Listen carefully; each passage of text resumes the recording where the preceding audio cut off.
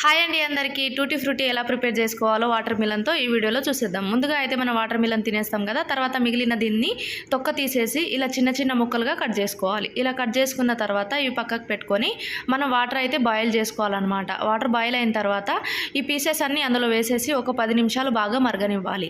10 నిమిషాలు మరిగిన తర్వాత అవి పక్కకు తీసి పెట్టుకోవాలి. అదే కడాయిలో 1 కప్పు ఇంకా చక్కెర అయితే తీసుకోవాలి. 1 కప్పు చక్కెరకి 1.5 కప్పుల వాటర్ అయితే పోసుకొని చక్కెర కరిగిన తర్వాత వీటిని అయితే అందులో వేసుకోవాలన్నమాట. ఈ పాకంలో వేసిన తర్వాత మళ్ళీ లో ఫ్లేమ్లో ఇవి ఒక 10 నిమిషాలు ఈ చక్కెర పాకంలో ఉడికించుకోవాలన్నమాట. ఇలా ఉడికించుకున్న తర్వాత ఇవి సపరేట్గా తీసుకోవాలి.